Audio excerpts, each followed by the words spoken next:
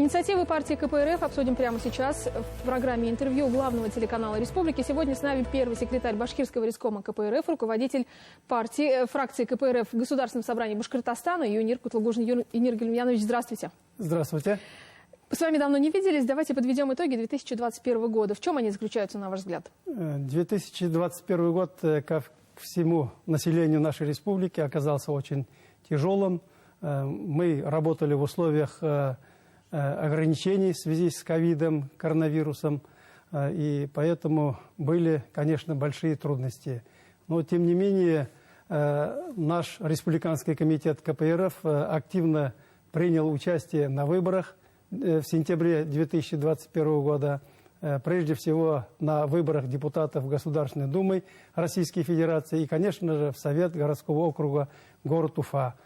Для нас эти выборы, конечно, оказались не очень-то удачными, потому что мы по сравнению с предыдущими выборами немного снизили количество голосов за партию и на меньше одного, то есть меньше на один мандат получили в горсовете.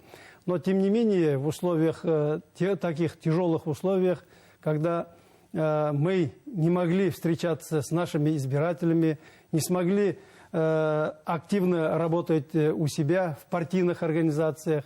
У нас пожилой возраст наших коммунистов также не сумели участвовать в агитационный период, в дни голосования. Все это сложилось как бы против нашей деятельности. Но, тем не менее, мы КПРФ Российской Федерации то есть набрали более 320 тысяч голосов. Это по количеству голосов, это мы наравне с крупными городами, как Москва, Санкт-Петербург и так далее. Это большой плюс нашей партии. Мы итоги подвели на пленуме Центрального комитета и у себя в Республиканском комитете пленум мы провели, представляете, в условиях коронавируса по видеоконференц-связи. Потому что, начиная с осени и сейчас, особенно в данное время, усиливаются ограничения по проведению мероприятий. Тяжеловато, конечно, но мы с пониманием относимся, и поэтому мы поставили перед собой задачу, тем более сейчас в данное время у нас проходит отчетно-выборная кампания в местных отделениях и в первичных отделениях.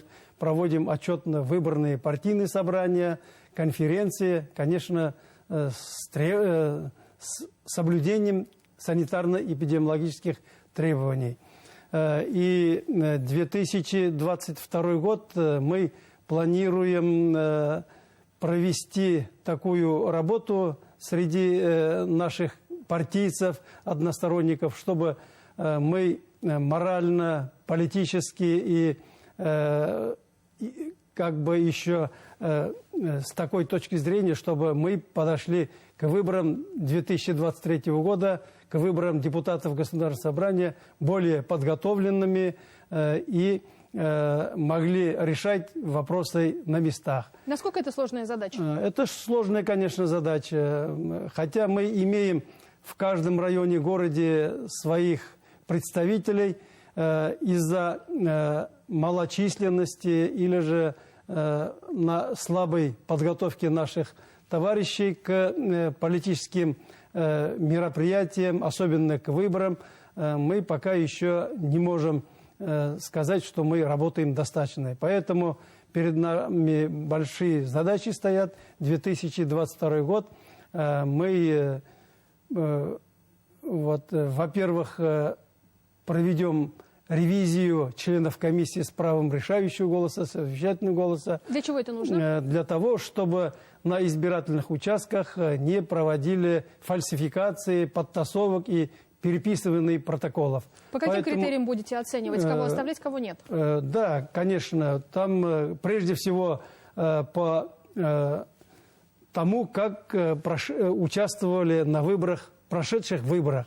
И по получению хороших результатов, конечно, мы будем их оставлять. Сейчас вот в феврале месяце идет пополнение резерва в состав избирательных комиссий, и мы очень строго будем подходить к этому вопросу. То есть ваш взгляд направлен внутрь партии КПРФ сейчас? И с другой стороны, вот мы знаем, и когда встречаемся с нашими избирателями, мы уверены в том, что наши избиратели поддерживают наших кандидатов и КПРФ.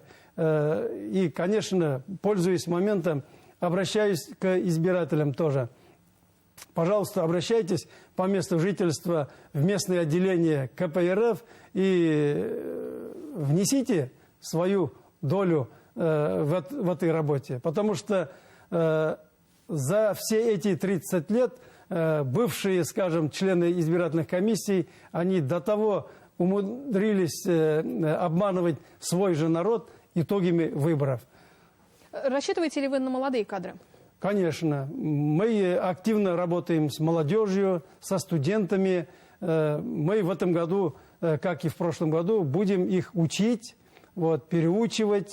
Специально создаем группу для проведения агитмассовой работы, учебой. Мы готовы работать. Вот в последние 2-3 года мы за счет пополнения молодых, мы 400-450 человек принимаем в партию. И это достаточное количество для пополнения или же омолаживания наших кадров. Мы уже приближаемся к 5000-му рубежу. Я думаю, что в этом году, если также будем работать, не менее 5000 коммунистов будет у нас в республике. Юрий Гурмиянович, можете ли вы сказать, какие цели ставите себе на выборы в Государственное собрание республики? Цели, конечно, самые широкие, скажем так, потому что жизненный уровень населения республики не повышается, а падает. Если в рублях посмотреть, там, может быть, увеличение наблюдается, там, 5-7%. Если, исходя из инфляции и по сравнению с долларом США, мы имеем доход по сравнению с уровнем 5-летней давности даже ниже, чем было в 2016-2017 годах. Но, тем не менее, самая главная причина – это все-таки пандемия коронавируса, с которой уже 3-й год люди, весь мир борется. Как можно исправить ситуацию, если говорим о доходах населения? Катерина, вот я не согласен, когда все списывается на пандемию. Здесь правительство республики и администрации на местах должны работать на повышение эффективного использования бюджетных денег. Что вы имеете в виду? Я имею в виду, вложенный рубль должен приносить рентабельности необходимых там 15 и выше процентов. И когда мы народные деньги закапываем и знаем, что там допускаются воровство и так далее, и эти средства не доходят до исполнителей, вот это беда. Поэтому здесь должен быть контроль и со стороны народа. И поэтому мы же говорим о народном контроле. Народный контроль надо восстановить. И со стороны политических партий мы прежде всего от КПРФ поднимаем вопрос по злободневным вопросам. Например, с декабря 2020 года, когда за отопление подскочили в 1,5 и более 2 раз, мы этот вопрос взяли на повестку дня. И в июне прошлого года мы предлагали на заседании Госсобрания о проведении парламентского расследования. Что творится в жилищно-коммунальном хозяйстве? Там ведь может черт ногу сломать. И поэтому мы и сегодня настаиваем на том, чтобы по итогам парламентского расследования провели парламентский час, на котором правительство республики, Министерство жилищного коммунального хозяйства, министр которого мы не видим на заседаниях Комитета Государственного собрания, на фракцию они не приходят, игнорируют.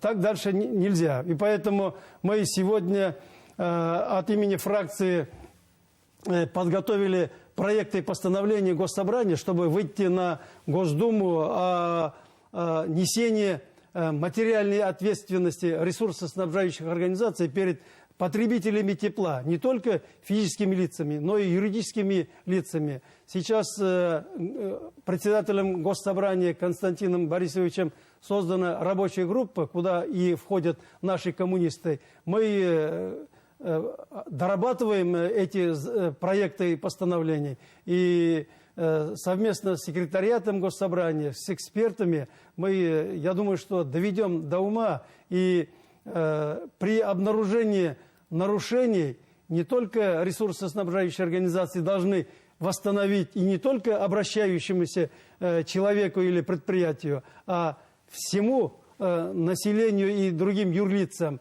И еще они должны понести, согласно кодекса КоАП, материальную ответственность. Вот тогда они почувствуют. Юнир Гульминович, остается буквально 30 секунд.